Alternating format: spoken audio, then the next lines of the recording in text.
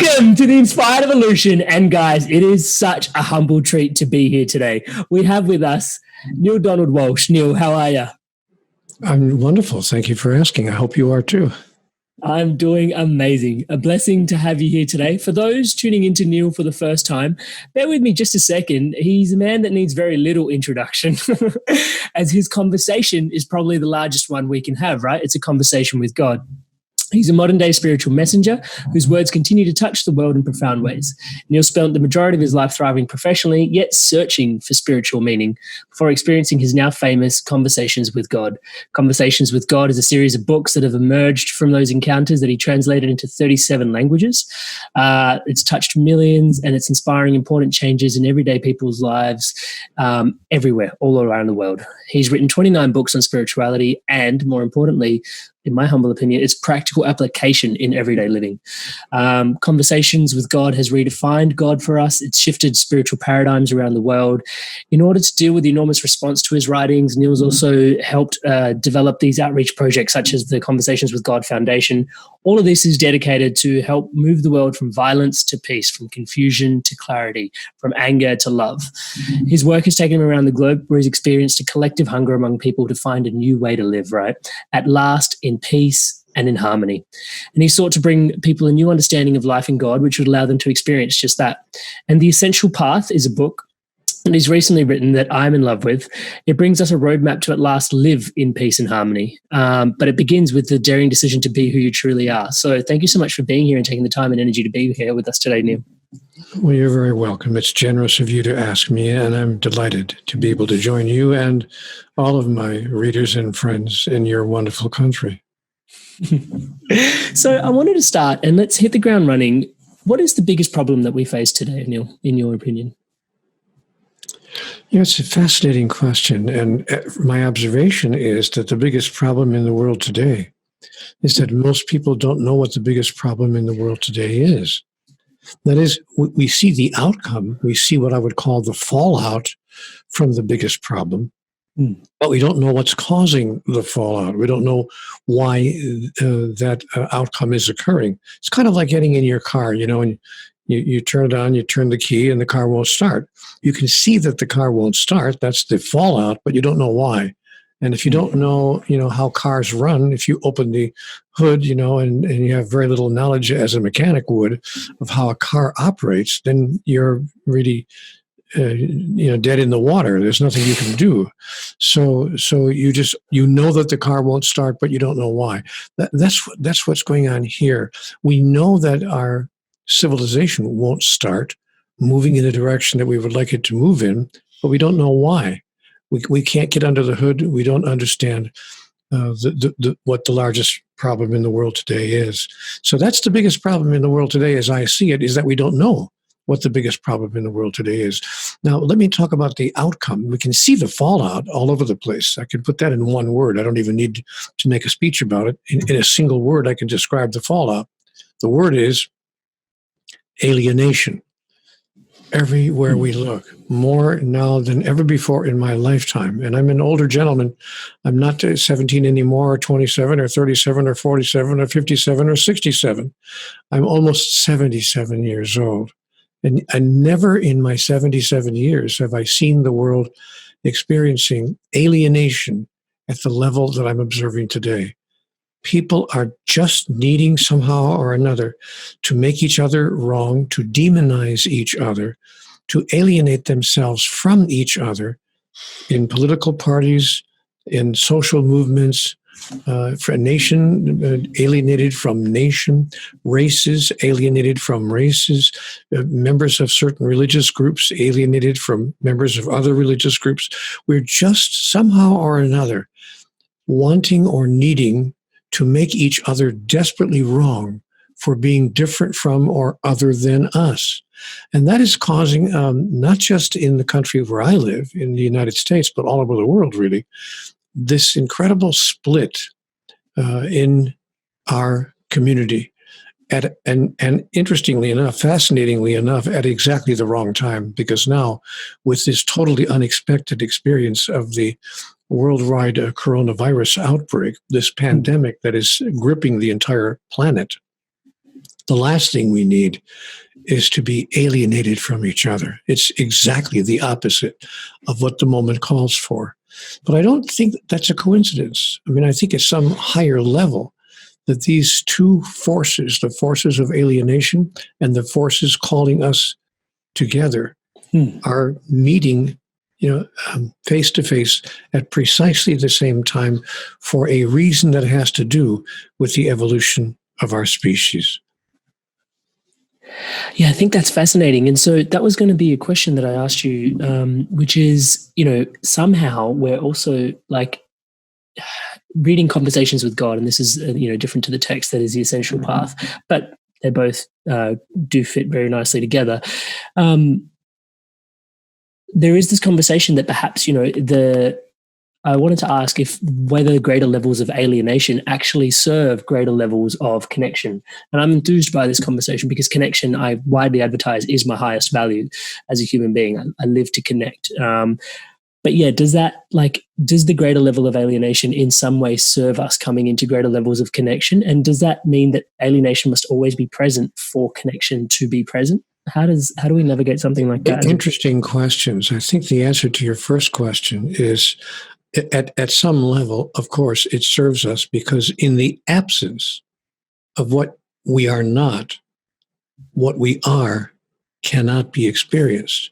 To put it in simple terms, in the absence of big, small cannot be experienced. Yeah. In the absence of fast, there's no such thing as slow. So we live in a contextual field that requires the other than, if I could use that phrase, that requires that which we are not to, at some level, emerge in order for us to create and experience that which we are and to know it in relative terms. The question becomes, how large must the other than experience be and for how long? Is it sufficient for it to simply emerge and to reveal itself in the short term, in a relatively small way, or must it in fact overtake the entire planet before we wake up? And that, of course, is the key question facing humanity right now. How much of what we don't want to be has to reveal itself before we shake our collective heads, before we tisk ourselves, I don't believe it, before we decide, all right, enough is enough, and choose to move in a different direction? That is, in fact, the question facing humanity at this very moment. You've asked the key question facing everyone on the globe and all people who have an opportunity to play a role in the changing of our collective direction. And so we're discussing evolution, which obviously is a very dear topic to me. Inspired Evolution is the name of the show. But it seems like you're alluding to the fact that we have a decision in our evolution. Oh, my goodness, of course we do. Evolution is not a process that happens to us. It's a process that happens through us, especially sentient beings. We might not say that perhaps about a plant, or maybe even a fish. But certainly when we talk about sentient beings, that is beings who have the experience of sentience, and sentience is defined as self-consciousness, self-awareness. It's true that if you put a dog in front of a mirror, it'll bark because it thinks it's seeing another dog. And I tried that once with my puppy, and I didn't want to be cruel, but just wanted to try it as an experiment just for a moment or two. So I put him in front of a mirror that I had placed at floor level. And of course, he immediately began barking, who's that other animal and what is he doing in my house? But because most animals do not have an experience of self-awareness. But if we define sentience as self-awareness, and I do, then we notice that beings that are self-aware have a role to play, in fact, a key role to play in the process by which they evolve, because they are aware of what is going on with them, in them, as them, and through them in every moment of their life. And they can make decisions that affect that experience. And so what decisions are, like, a decision implies a choice. What are some of the choices that we have? Like, what is it fundamentally that's the decision we have to choose between that's consistently creating where we are? Like, I know alienation is... That's a huge question. There are a million and one answers to that question. Even as there are a million and one answers, I'm sorry, even as there are a million and one moments in a lifetime, or a billion and one moments in a lifetime. So the choices at the largest level are, do I wish to be who I really am, or do I wish to embrace the story that I have told myself and that my society and my species has told me about myself? What do I choose to be true about me and about who I am and about how I express and experience myself in life? That's the key question. The key choice is, who am I? There are really only four questions in life, what I call four fundamental questions. Number one, who am I? Which is interesting, because my father would ask me that question throughout my childhood. From the time I was 10 or 11 years old, my father must have said to me 3 times a week, "Who the hell do you think you are, anyway?" and I understood that he didn't know that was a metaphysical question. It was really a huge spiritual question. But I've carried that question with me, through all the years of my life, and I realized that in every moment of my life, I am now answering that question. Who am I?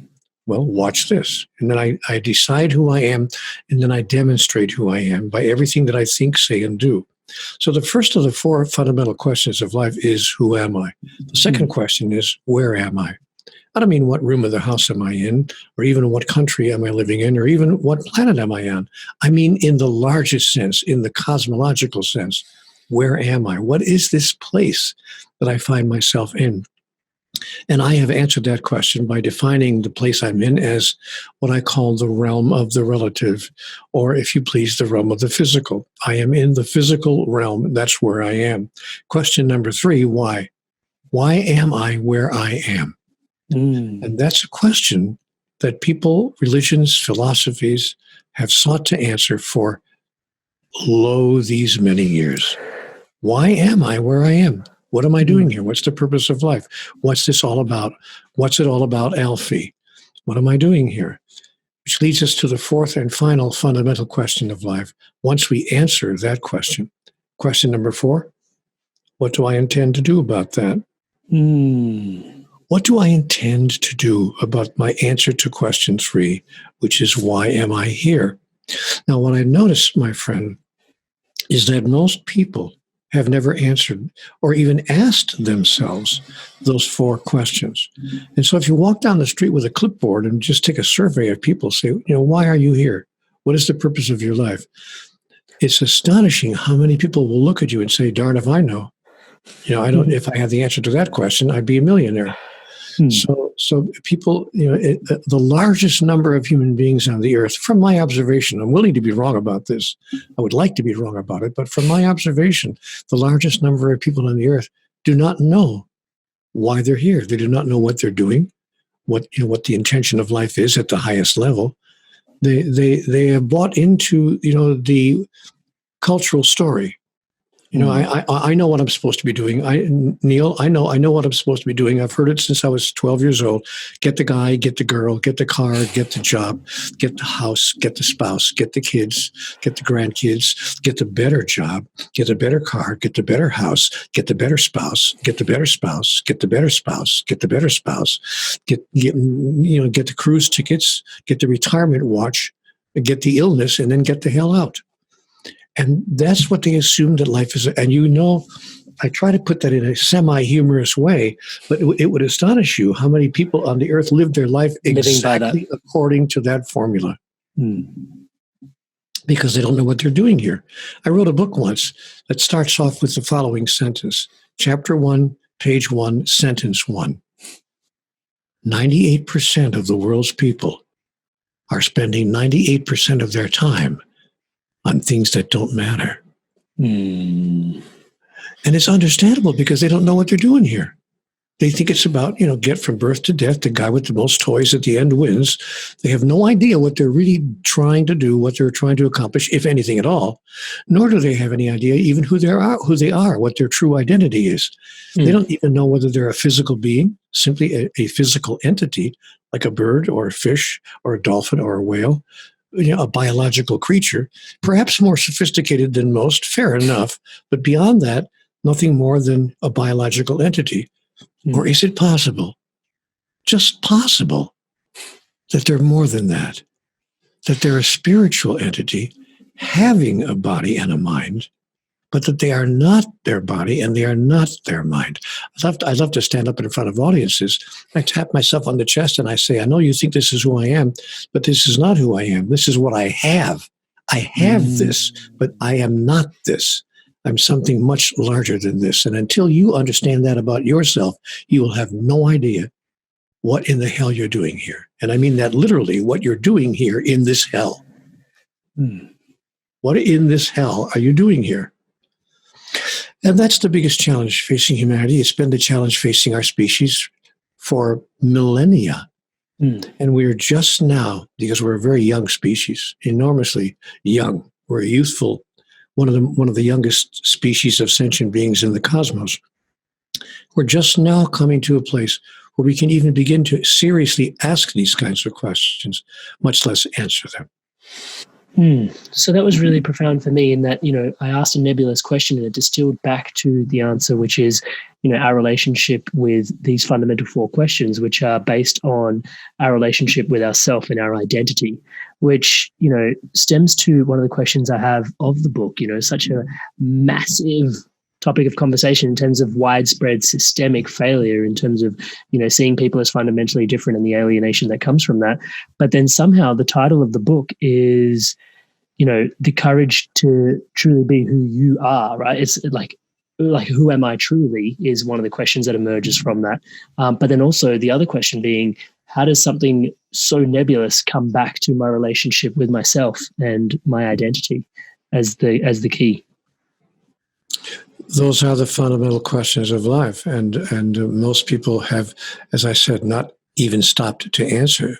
I beg your pardon, not stopped to ask those questions, much less to answer them. That's why, I've written 37 books, each book hoping to delve even more deeply, even to dive even further into the questions and the answers. And so the question that comes up for me then is, do you feel that there is an inherent, is it ignorance that is avoiding us from asking these questions?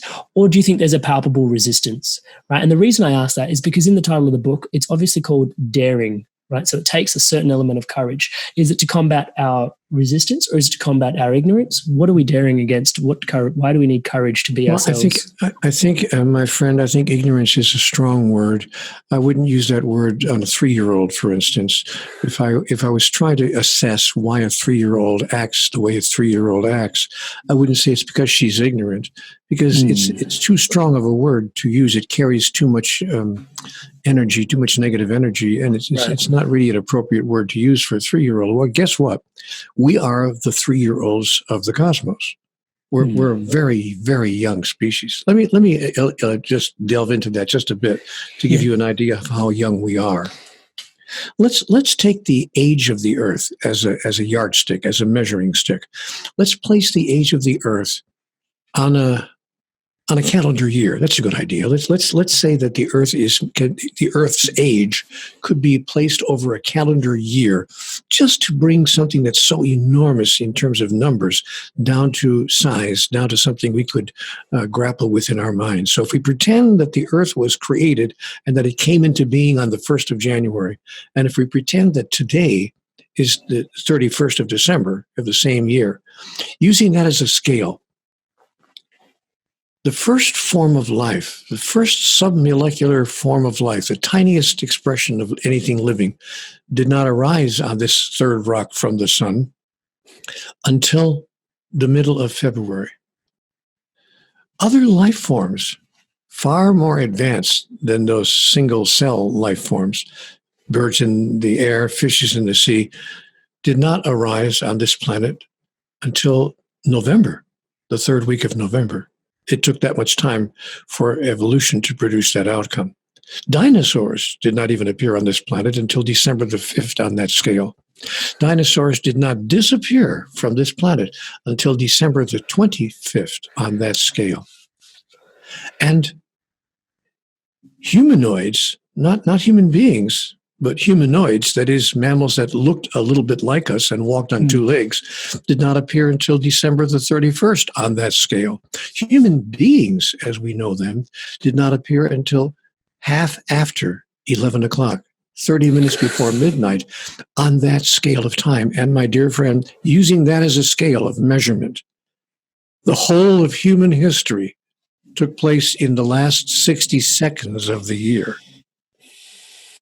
That's how young we are in relationship to the Earth. I'm not making this up, by the way. Anthropologists have put this together. Wow. That's how young we are in relationship to this planet. Forget about the age of the cosmos. In the age of the cosmos, we're like one snap of a finger old.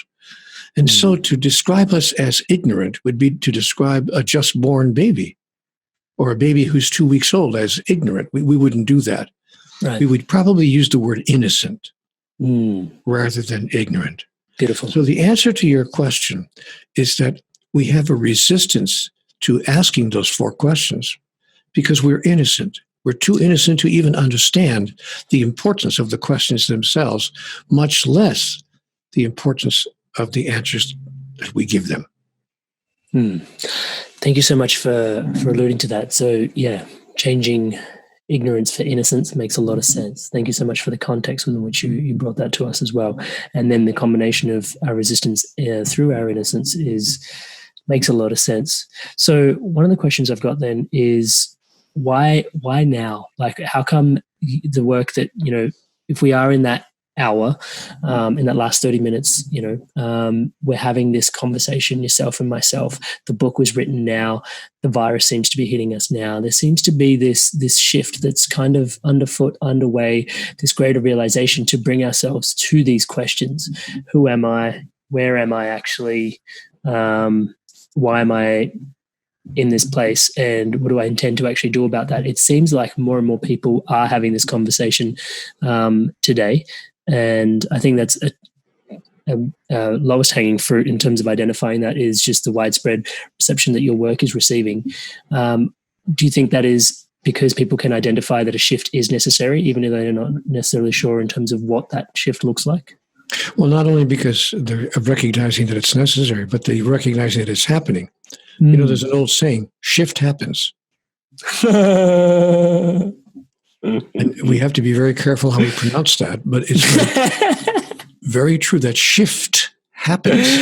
Yeah. And we are seeing that now. We are seeing things changing that we really honestly never thought would change in our lifetime. We're seeing our values, what we held as our values, our previous values, being challenged and questioned at every turn. Yeah. And we're seeing our ideas about life and who we are as well challenged and changing because we have no choice because of what's happening in the exterior of our environment. So I think that we are maturing. That's a sign of our maturation. We're still a very young species, but we're not as young as we used to be. And even as a child grows from 1 to 2 to 3 to 4, and sometimes with amazing speed. I know like a 6-year-old child who all of us who know that child swear that he's got the intelligence of a 12-year-old. I mean, he's just way ahead of himself is the point. And so we are now getting to the place where as a species, we're gathering the truth in larger gulps, and we're taking larger swallows from the serum of ultimate reality. And because we're growing, we're simply maturing. And that's what's happening right now. And by the way, I might add, not a moment too soon. Yeah. So one of the questions I've got from there is, and you allude to this a little bit in the book then, is the conversation about, there's a beautiful story in there about the Rainmaker and how we, all started worshipping the Rainmaker for bringing the rains in that tribal prehistoric context. However, we also forget to identify the fact that we were all collectively believing in the Rainmaker and that power of collective belief. The question then I then ask is, if we're going through this massive shift in awakening now, is the collective belief shifting towards that? Are we collectively believing that a shift is necessary and underway? And if there's so much challenge that we're interfacing, have we called that in to some degree? Yes. The answer is yes to all your questions. Can you tell us a little bit about the story? Let me elaborate a little bit about that. The story of the Rainmaker. Let me just explain to our audience what that story is. Thank you. There was a drought, a terrible drought in the caveman days at one point. This is my assumption. I don't have any historical record of this, but this is my awareness of how religions and belief systems could have gotten started. So let's pretend that there was a terrible drought, and the tribe, the caveman tribe, was in danger of being eradicated. They couldn't get it. They couldn't grow food. They couldn't. Everything was drying up, etc. And the tribal leader, the head of the clan, which was always the most brutal and the most dangerous among them, so he ruled by force. They didn't want him to get angry because he'd get angry at the smallest thing anyway. And so he was very, very angry. He was in a very bad mood because of the drought. So they tried to at least entertain him so he could be mollified. And one of the entertainments they devised, they got this guy, said, hey, how about we just do a little dance? Let's just do a little funny little dance. Maybe he might find it enjoyable and he won't be in such a bad mood. So this guy said, okay. He went off into the woods. He snapped off a branch from a tree, which was not difficult to do because the trees were dry as anything. He just snapped off a branch, and then he ran into the campfire area, and he did his little dance for the head of the clan, and he shook his little. He created a little instrument that, and the leaves, of course, were very dry, and so he kind of like made that kind of a noise, and he used it as kind of a rhythmic device to dance to. You know what? As it happened, as luck would have it, the rains came in that exact second. Now, and the whole tribe they couldn't believe it. The head of the tribe nobody could, even the dancer couldn't believe it. Did you see that? Did you guys see that? And everyone assumed that because it began raining at that exact minute, his dance, the Rainmaker's dance, is what must have caused the rain. He thereafter was called the Rainmaker, and he was placed right alongside the head of the clan as the second most important person in the tribe, because people assumed that he brought on the rain. Now, what was interesting about that is what people believe. It's a metaphysical principle, whether it was the year 1 or the year 2020. The metaphysical principle is the same. As you believe it, so will it be done unto you. So their belief became a belief system. And the Rainmaker soon became known as a priest or an ulama or a rabbi or someone who was, who had, and if you do this, if you fast in this way or wear these kinds of clothes or eat these kinds of foods or believe these particular things, then the universe will respond to you, even as it responded to the Rainmaker way back then. So now we have Rainmakers in different forms, shapes, and sizes. We call them religions. We call them members of the clergy. I don't mean to disparage people who hold those occupations. I don't mean to make them wrong. I just mean to invite us to question, is this really how the universe works? If we go to Mass every Sunday, or if we refuse to eat pork, or if we dress in a certain way and make sure our head is always covered, or whatever we think we have to do to mollify the gods, that will bring us the result and the outcome that we want to create in our lives. It's just a snap of a finger above superstition, in my view. And okay, fair enough. If that's the kind of God we have. I was born and raised as a Roman Catholic, and I don't mean to be, as I said, in any way disparaging of any faith, much less the Catholic faith. But I can remember the priest telling me in catechism class that if we don't go to church to Mass every Sunday, every single Sunday, if you miss Mass without an excuse, now if you have to take care of your sick mommy, okay, fair enough. Or if maybe you're 17 or 18 and you have a job and you can't go, fair enough. But if you don't have an excuse, and you miss Mass because you just choose to play golf that Sunday, or you choose to do something else, if you die before going to confession and you don't confess that sin, guess what happens? You're going to hell. And I checked the Catholic Church just a few months ago to make sure I wasn't misrepresenting its teaching. I thought, well, maybe that was 70 years ago when I was a child. But in fact, the Church still teaches that.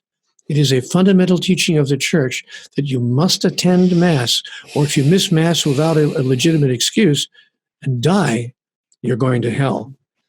That's one example. I could cite similar examples in every religion on the face of the earth.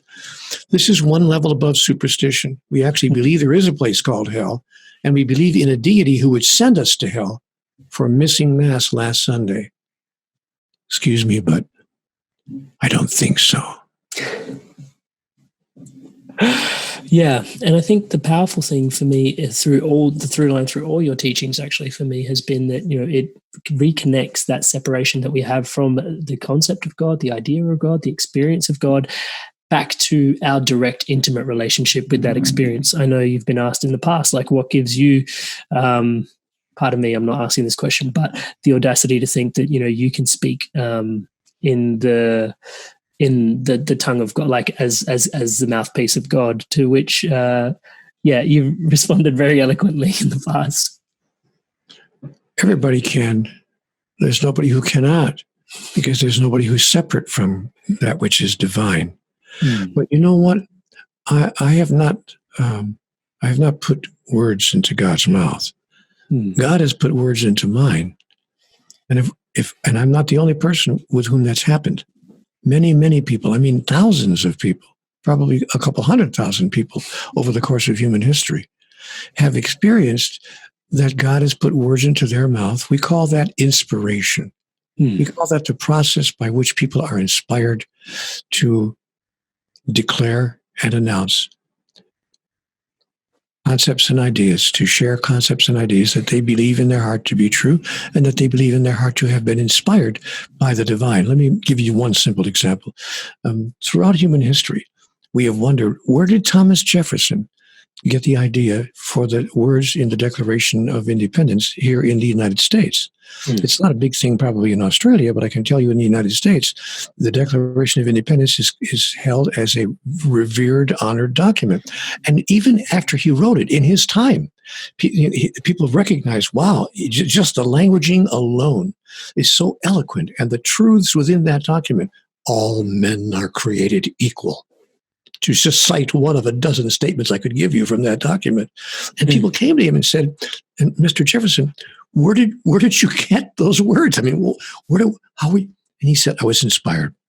And if he had said I was inspired by God, no one would suggest that couldn't be true. So in fact, people have suggested that they have been inspired by God throughout human history. Moses made the exact same statement. He came down from the mountaintop and he said, here are some ideas you may want to look at, 10 thoughts, 10 ideas. We started to call them 10 commandments, regrettably, because they weren't commandments, but they were certainly guidelines, 10 suggestions. And when he brought them down, they said, who are you? Where did you get this from? He said, well, God spoke to me on the mountaintop. And interestingly enough, no one questioned that God spoke to him. And no one questioned Jesus as well. No one see. So we have made a statement on our planet that God definitely has spoken directly to human beings. God has inspired human beings to speak and to know the truth. We just think that he stopped doing it in the olden days. He doesn't do it anymore. He now suffers from a case of celestial laryngitis. And he no longer will speak to anybody. But there's no question, most human beings who believe in the scriptures believe that God has spoken directly to human beings. He just stopped doing it way back then. So, but what I have been told, and what many, many others living this day have been told, is actually, wouldn't it be interesting? Wouldn't it be interesting if God never stopped speaking to us? If God, in fact, is speaking to everyone, not just the hallowed few, not just the Pope, not just the Archbishop of Canterbury, not just the head ulama or the chief rabbi. What if God is speaking to all of us all the time? What if the problem is not that God isn't speaking to us? What if the question is, who's listening?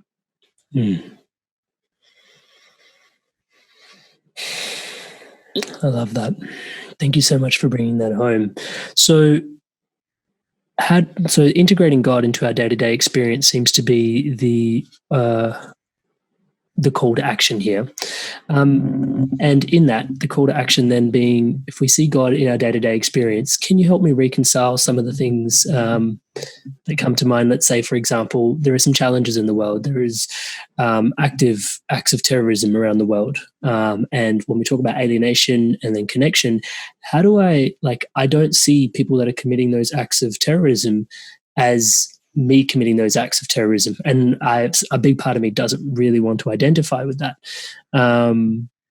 How do we then reconcile the fact that, yes, there is God in my day-to-day experience and that I'm interconnected into everything, but yet there are things happening that I believe I wouldn't choose to have as part of my experience? Well, because God has given every human being free choice, free will. The greatest gift from the divine is that God has allowed us to act as she acts. That is, God says, I am the creator of my own reality. And guess what? So are you. And the gift I've given you collectively and individually is the ability and the power to create your own collective reality. And some of you are, in fact, acting in ways that you think are divine. When you ask, if you were to ever take a terrorist aside and say, why do you do that? Why have you done that? Why are you committing these acts of terrorism? I'm going to share something with you that's going to be kind of difficult to grasp or to believe, but I'm going to say it anyway. Because I was told this as well in conversations with God, among many statements that have been challenged by others. God said to me in the dialogue, every act is an act of love. That is, everything that every human being from the beginning of time throughout human history have ever done to this very day has been an act of love. And if you look deeply into it, you will see that the immutable truth of that. Nobody does anything that they did other than for the reason that they love something. If you asked a terrorist, getting back to where I was a minute ago, if you were to ask a terrorist, why did you do that?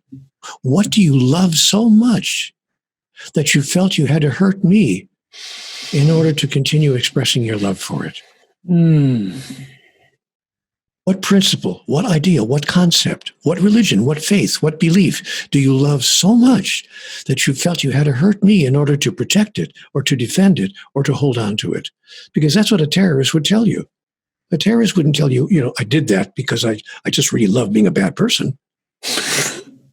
Terrorists will tell you, I think I'm a good person for having done that. I'm defending the faith, or I'm defending a principle, or I'm defending an idea, or I'm fighting to hold on to my own culture, to my own story, to my own understanding. I'm fighting to hold on to what I held dear because I love it and because I love that belief system and that understanding. If you turn to that's why, I love the story of Jesus on the cross. He turns to the thief next to him. See, Christ understood. He understood that the thief was a good person at heart. Thieves only steal because they love what they're looking at and they can't think of any other way to get it into their possession. So they steal it. And Jesus understood that, which is why he was able to say with impunity, on this day, you will be with me in paradise. So it's not his place to judge the motivation of the thief on the cross. It was his to merely understand how a person could do such a thing and how a person who's operating at a level of a 3-year-old in particular could do such a thing. And so I tell you this, understanding replaces forgiveness in the mind of the master. Can you elaborate on that? Understanding and replaces forgiveness. Understanding replaces forgiveness in the mind of the master. Let me use my example of a 3-year-old again. I'm at the kitchen table, and my granddaughter is turning 3. It's her birthday. Her mother has prepared a birthday party, invited all the children from the neighborhood in, and all the grandparents, and we're all at the table. And And mommy pours a glass of milk for everyone around the table because we're going to have cake and milk, of course. So then mommy brings out the cake. And my 3-year-old granddaughter is so excited. Oh my gosh, my favorite cake, chocolate cake. Mommy made me chocolate cake. And she reaches for the cake and accidentally knocks over the glass of milk, which knocks over the next glass of milk, which knocks over the next child's glass of milk, and the next, until before you know it, the table is awash with milk. And I, as the grandfather, turn to my granddaughter and say, "What's the matter with you? Go to your room. You should know better. And don't come out of your room for the next 16 years. I will teach you to misbehave in that way." Of course, the grandfather immediately punishes the child, right? Wrong. No loving grandfather would do that. True. Not only does the grandfather not punish the child, the grandfather will not even forgive the child. No grandfather turns to the child and says, "It's okay, sweetheart, I forgive you." Forgiveness is not part of the equation.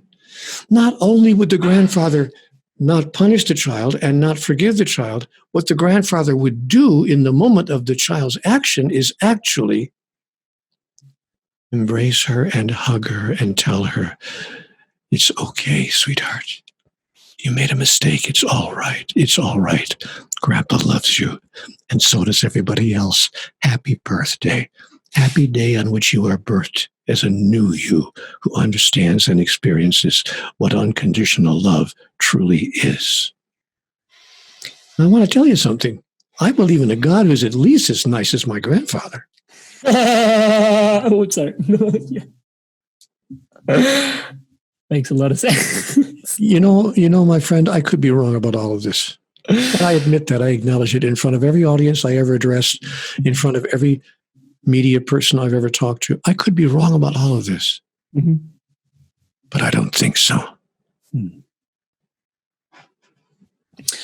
Neale, thank you so much for sharing that. I think that's really profound in terms of the greater level of awareness that you then have, the greater level of understanding that you have. But see, we have to ask the question, why doesn't Grandpa punish the child or even forgive the child? Why does the grandpa actually comfort the child in the moment of her action? Because the grandfather understands how a child could do such a thing. Therefore, we see that understanding replaces forgiveness in the mind of the master.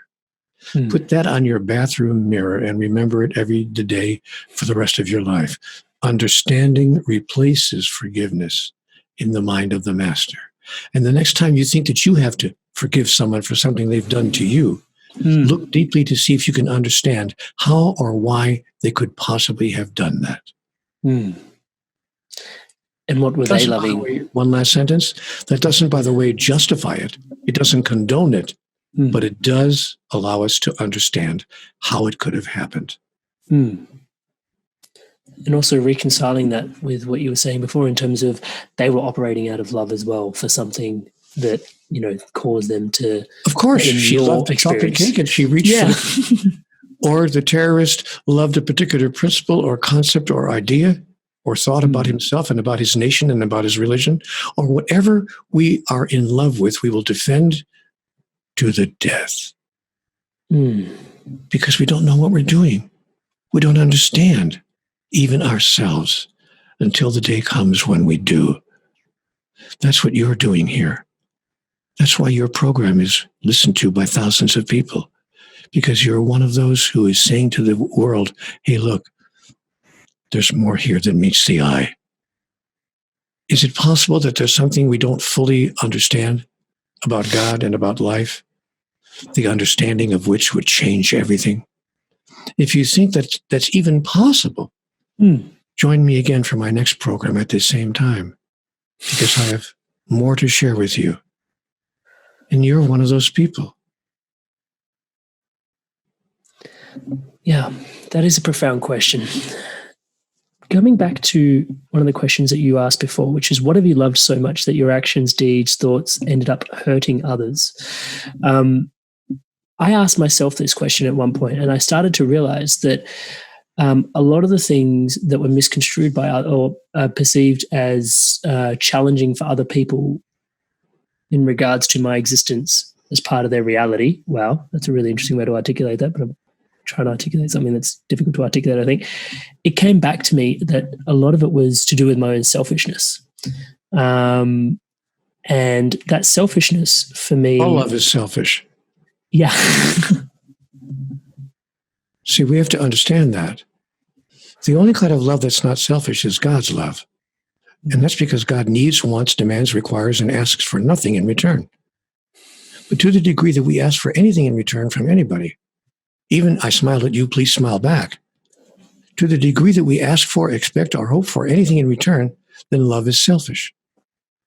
But when we understand that, we begin to learn how to step into the expression and the experience of unselfish love, what I call pure love, which asks for nothing in return, expects nothing in return, requires nothing in return, hopes for nothing in return, and needs nothing in return. Because if I am who I imagine myself to be, an aspect of divinity, then I must be love personified. I am love. How can I need to get love back when I am that which is love? Love, therefore, requires no love in return.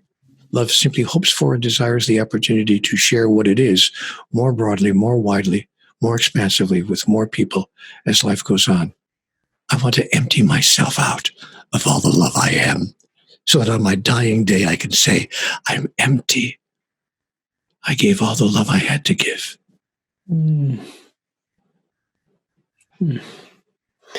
Thank you so much for sharing that.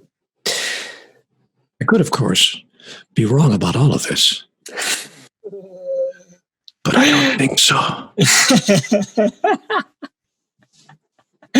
The tempering of it. I love it. Thank you.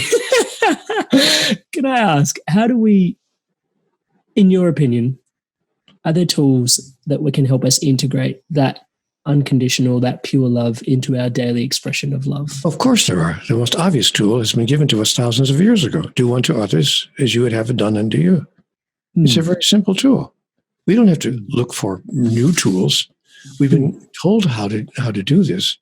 But if you want a couple of new tools, I can give you a couple of new tools. There are two questions that I ask myself whenever I'm encountering any moment or incident in particular in my life, especially if it's one that I may be puzzled about or maybe even have a mild disagreement with. For instance, let's just say I'm in the kitchen. It's the morning, and my beloved wife, who's a wonderful, marvelous, lovely person, but is simply having just a little bit of a tough morning. Maybe it's one of those mornings when she just, not quite has it together, or she often might say, I'm not being myself today, which is closer to the truth, by the way, than we could ever imagine when we are not being ourselves. I'm sorry, I'm not being myself. But anyway, let's just pretend I'm in the kitchen and, a few words are exchanged between my wife and I. And she's wrong and I'm right about whatever we're discussing, which of course is inevitably true. I'm always right and she's always wrong. but if we take that as a given, the first thing I look at, I'd be used as a tool. You're asking about tools. The first tool that I use is I ask myself what I call life's magic question. And by the way, I ask this not only if in a moment that's a little unpleasant like that, but even in a moment where I have a choice. Do I really want to watch that television program? It's been suggested that I go to a cocktail party Tuesday night. Do I really want to go to that cocktail party? Or, I'm in a restaurant. Do I really want to order this particular dish? Any moment of choice at all, what I call choice points in life, I ask myself this question. What does this have to do with the agenda of my soul? And that puts what's in front of me in a brand new context. I no longer consider it the way I had been considering it in my mind. I consider it in the context of, if this had something to do with the agenda of my soul, and I assure you that it does, or it wouldn't be there, then what is it? What does this have to do with the agenda of my soul? Now, if we use the example I began with, my wife and I are having a little bit of a tiff early in the morning, and I ask myself, what does this have to do with the agenda of my soul? I can look deeply into what the agenda of my soul is, and I can choose to call that forth and bring it into the moment. And then interact with my wife in an entirely different way than I might interact with her if I was still in my mind. But of course, in order to behave this way in real life, you've got to be out of your mind. I mean, literally out of your mind. And so that's one tool that I've come to use. Another tool, since you've asked about tools, I have a second one. It's also a question. Whenever I see anything outside of myself that I really don't agree with, whether it's the terrorist that you're talking about or anything at all that I don't agree with, I ask myself, is there anything that I'm seeing over there that I can find over here inside of me? And the answer is almost always yes. There's always, and my dear friend Elizabeth Kubler-Ross, God bless her, God rest her soul. She was a marvelous human being, and I worked for her on her staff for a couple of years. She used to put it this way. She used to say, Neale, there's a little bit of Hitler in all of us. She wanted me to not think that I had somehow escaped from the worst of life, but that everything that I have condemned and abhorred and judged exists inside of me at some level. Maybe not at the same level, but at some level, it all exists in all of us. So she allowed me to ask myself a fundamental question. If you can forgive that in yourself, are you willing to forgive that in another? When you see it across the room, can you treat it as you would like someone to treat it when you see it in yourself? And have you ever experienced a moment in your life when really, honestly, even by your own assessment, you would say the worst of me just showed up? That's really the worst of me. That's not only that's not who I am. It's just I just had a really bad moment. Have you ever had a moment like that? And most people would say, yeah, of course, I've had a couple of moments. Neale, can recall a moment like that back in 53. Maybe back in 1951 or somewhere. Maybe it must have happened before. That was a joke. It was last week. So mine's this morning, by the way. Yeah, exactly. And if most of us can say, yes, I've had moments like that, then I think, how would I like to be talked to? What kind of energy would I wish were coming my way when I'm not at my best? I want to say something to you about my darling wife, because I've said this to her many, many times. I'm blessed to be married to an angel. But I've told her what it's like to be married to an angel. She said, oh, honey, that's very sweet of you to say that. But, we all know I'm not an angel. I said, no, yes, you are. Because you know what? Let me tell you something, darling. I can keep anybody in the room when I'm at my best. But who's going to be in the room when I'm at my worst? And you have never left the room. That tells me all I need to know about you. And that's how God is. That's how angels are. God doesn't leave the room when we're at our worst. I could, of course, be wrong about all of that. Feels right. But I don't think so. No. I don't think so either. But there are those who say, no, Neale, you got it wrong. You're going to hell. Because when you're at your worst, if you don't repent, if you don't change your ways, if you die in that state of sin, God will punish you. God will send you to everlasting damnation, not just a few years, not even just a few centuries, not even just a few millennia. Get this straight, Neale.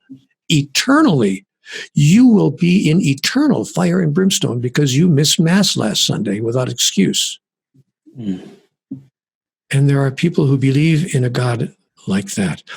What I've gone around the world saying to people is what we need right now is what I call a civil rights movement for the soul. Releasing humanity at last from the oppression of its beliefs in a violent, angry, and vindictive God. I've heard you say beliefs are synonymous with our spirituality. Can you elaborate that on this tangent a little bit further? Of course. Spirituality is just a larger word for belief. Spirituality is a word that simply we use when we want to talk about our most sacred beliefs.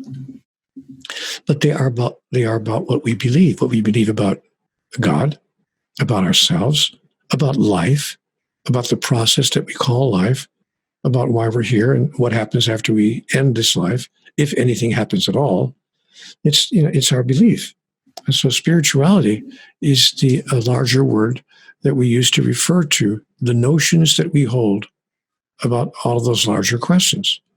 And you sometimes think, well, they're not really important. I mean, we think about it from time to time, but it doesn't have much to do with our daily life. But it would shock people to realize, I've talked to people in groups, and sometimes they're surprised at how many of their most fundamental spiritual beliefs dictate the actions, choices, and decisions they make in their everyday life, in their business life, in their relationship life, and in their life in general. For instance, I'll give you just one thought. All's fair in love and war. That's a great statement that we've heard throughout human history. All's fair in love and war. Oh, really? Really? What an interesting belief.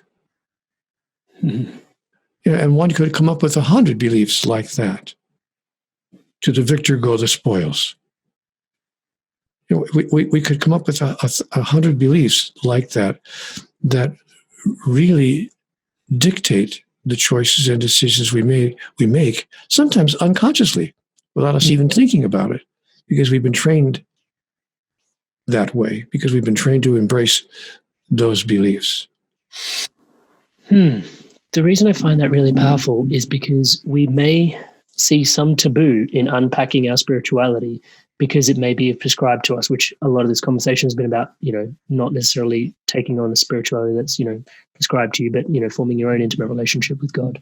But it seems like I'm much more ready just in my own awareness to unpack my own beliefs at certain times, even though that's not always my first thing to go to.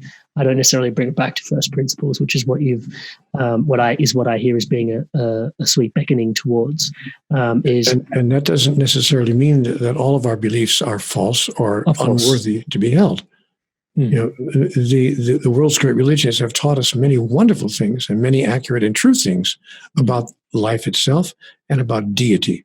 So it's not like everything that religions of the world has offered us is worthless, quite to the contrary. But it's time now, I think, to take a close look at all the most important and fundamental, and I use the word advisedly, the fundamental elements of our world's religions, to see if it's possible that there's something we don't fully understand here, the understanding of which would change everything. And as we continue to ask that question, the essential path appears, would you say? Yes, we begin to say, oh, I see. Maybe there's more here than meets the eye. Or as wonderful William Shakespeare put it in the words from the play Hamlet, there are more things in heaven and earth, Horatio, than are dreamt of in your philosophy. Doesn't stop poor old Horatio from trying, though, does it?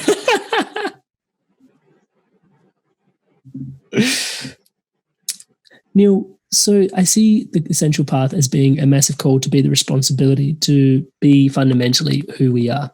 And what I'm gathering is our essential nature is much greater, as you said, by that metaphor of standing up on stage and saying, hey, like, I know you think this is me as you touch your skin suit, your body, that this is who I am, but there's so much more to the I or the experience of what is actually here than is me.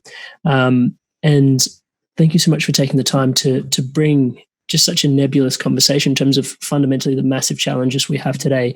Bring it back to help me further realize that, it does actually start with me and my relationship with myself, and fundamentally the questions that I'm asking of myself, and then also others that I'm interfacing with and what expectations I have of them, and learning to see them with the love and tender care I would afford myself and extending that to them.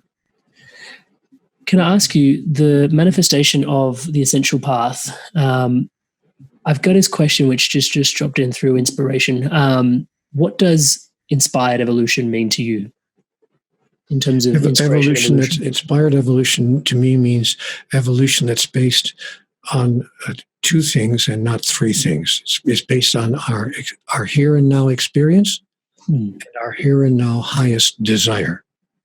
It's not based on the third thing, our understandings from the past.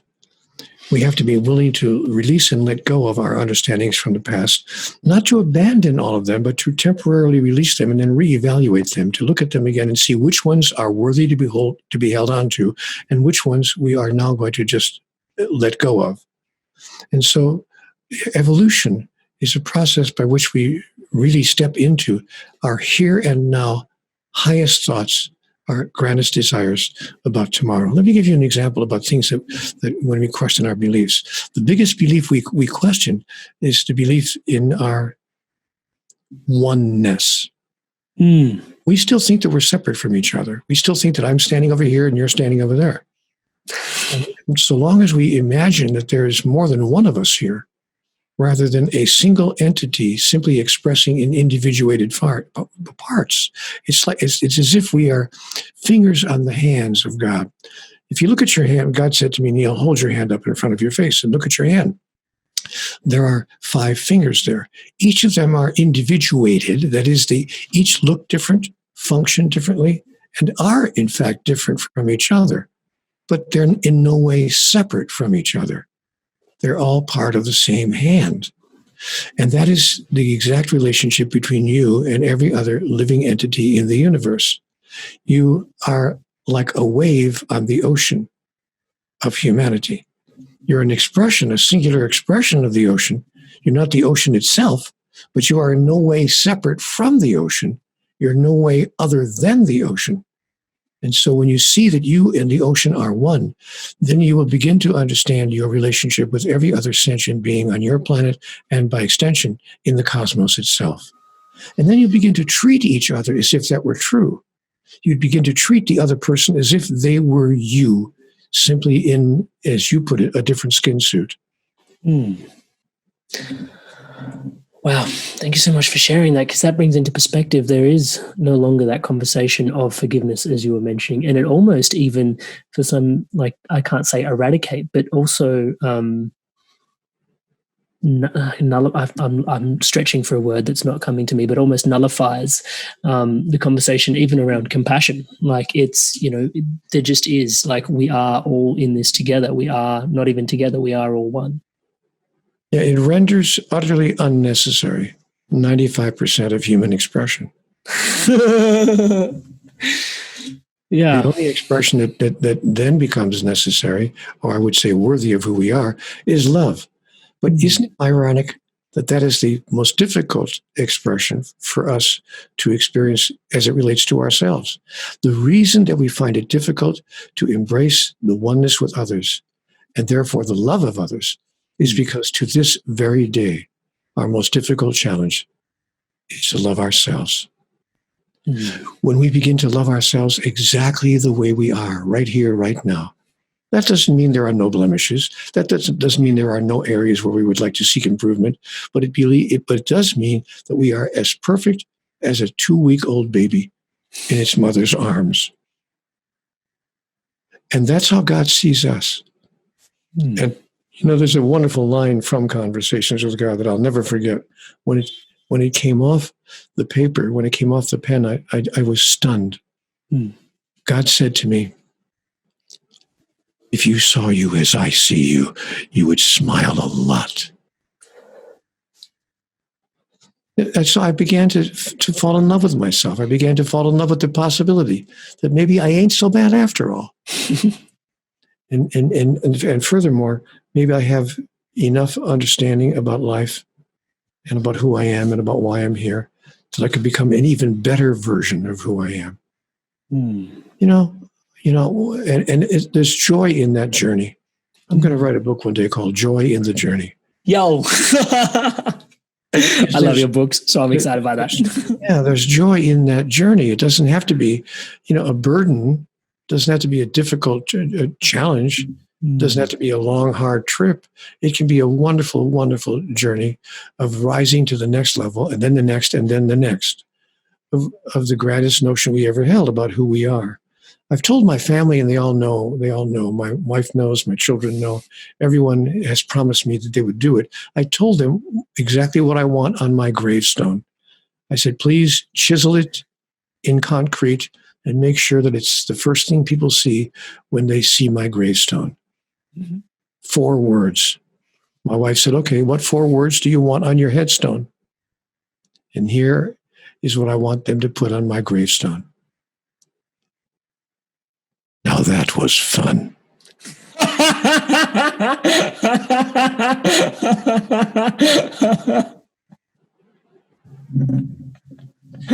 And that doesn't mean I haven't had difficult times. I spent a year on the street as a street person, begging for quarters and dimes and dollars on the sidewalk. I've been through multiple broken relationships. I've had open heart surgery. Excuse me. I've had some difficult moments. I mean, really difficult moments in my life. I lived outside on the street for a year with no place to live, no covering, no shelter over my head. I know what it's mean to be down to nothing. Read that, NOTHING. So I'm not talking from the mountaintop when I say now that was fun. Because it doesn't mean that it wasn't challenging or difficult. But even looking back on it, the challenges brought me exactly what I needed to understand and to declare, to express and to fulfill, to become the next grandest version of the greatest vision ever I held about who I am. In that sense, all of it was perfect. And in that sense, that was fun. Wow. I get it. Thank you so much for sharing that. Profound. And humorous, which I love that they can both go hand in hand so neatly all the time. One of the left and right hooks of my own personal way of navigating life has been humor and humility. And they just seem to get me through most of it, even if the challenges you've alluded to, the humility to understand that perhaps this is bigger than me and what is going on in that instance. And then inevitably always coming back to be able to laugh at myself kind of always brings me back to that humility as well. And it's really helpful. I want to go into, just as we're having this conversation of, life fun and the expression of living life. One of the things you mentioned, and this completely,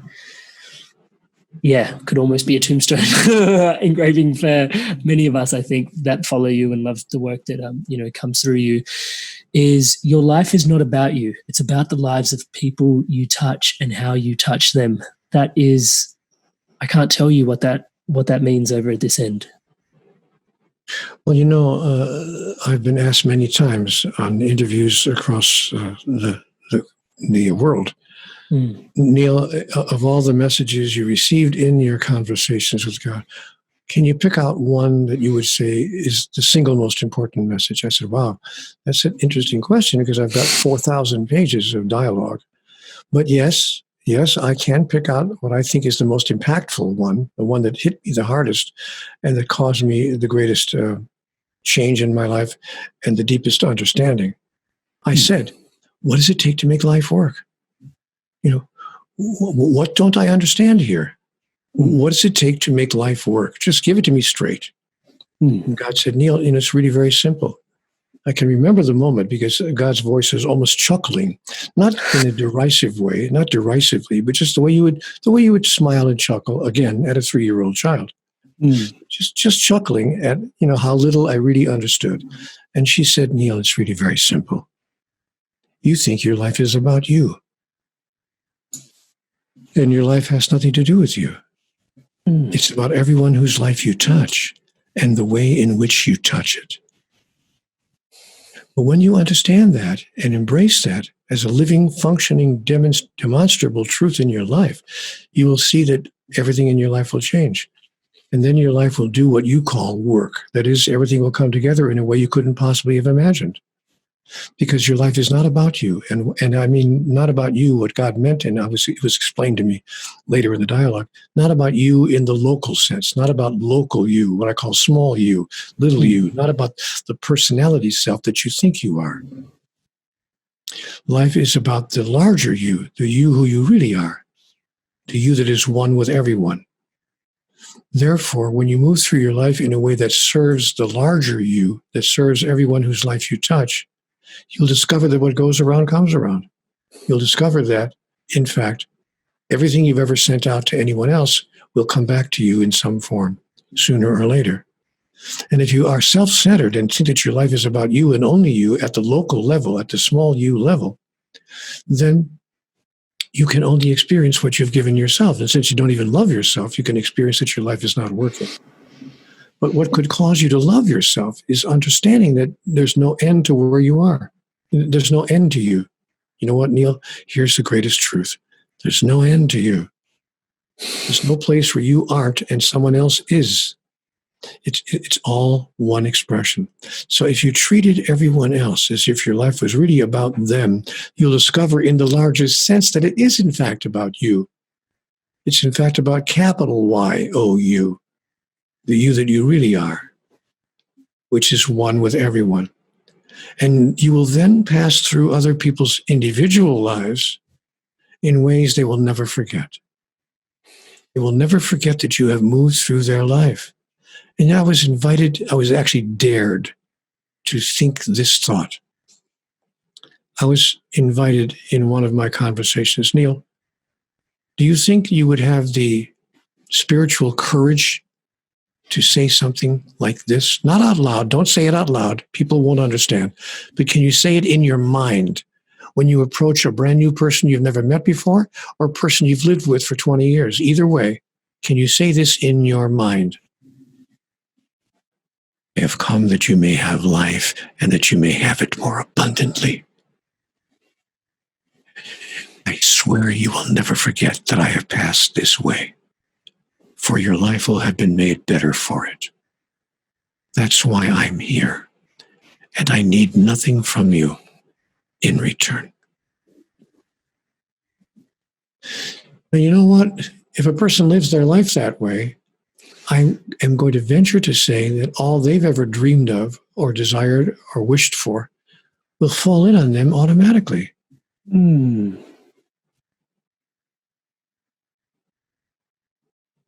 Because that which you do for another is done to you for a very simple reason. There's nobody else.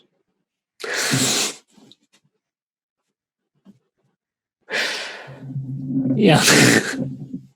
I love it, how poignantly it all makes sense when I'm talking to you. Yeah.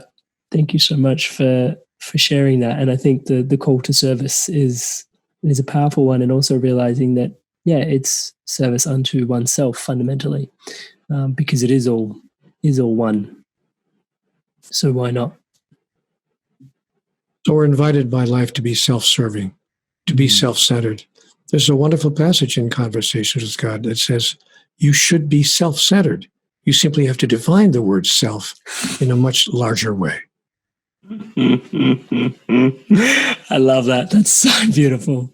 Neale, thank you so much for sharing that. Thank you so much for your time, your energy here today. I love the work that you've put through, and just even if it took daring to have a conversation with God, or some of the challenges in life to be backed into a corner where you found yourself having a conversation with God, to then put pen to paper and share that with the world. And I personally love The Essential Path. The fact that it's a audiobook is a massive win for me. I love that. The fact that it's a 90-minute audiobook, a 3-hour audiobook that you can then play double speed and listen to in 90 minutes, which is how I consume most of my audiobooks, is phenomenal. It's a book that consistently you can come back to again and again, and it's so dense in its conciseness, but so actionable and so direct in terms of the call to action that's in there, which is there are these nebulous challenges, and a lot of them stem from separation or lack of connection. And for someone whose, again, highest value is connection, it's almost like an ode back to self. And that's what the book is. It's daring to be your true self. So it's an amazing read. I can't recommend it enough. It's available everywhere online from where I've gathered, Amazon, all the publishers. Is there a point where you prefer people to find the book or get in touch with the book online? No, not really. No, The Essential Path is the title of the book. And as you said, it can be obtained on virtually any online bookstore. And no, I don't have any particular place that I would send people for the book. But if the people want to stay connected in the larger sense with the messages of CWG, they can do that by just going to cwgconnect.com. Perfect. cwgconnect.com. We'll add that to the show notes. I think there's also an Essential Path, theessentialpath.info. I might be butchering that, but we'll add a link to that book. Yeah. We'll add that link to the show notes as well. And yeah, I just want to take a moment to thank you for writing the book. Take a moment to thank you for being here today with us. And also just it's never just the moment, but it's also a combination of all the work that's proceeded to have this informed presence and interaction here today. for oneself to have with another oneself. Thank you so much for just your time and energy and presence to help illuminate the path a little bit further for all of us here today. I really appreciate that, Neale. You're very welcome, my friend. Thank you for the invitation and the opportunity to share this time with you. And as I said earlier, with my friends in your wonderful country.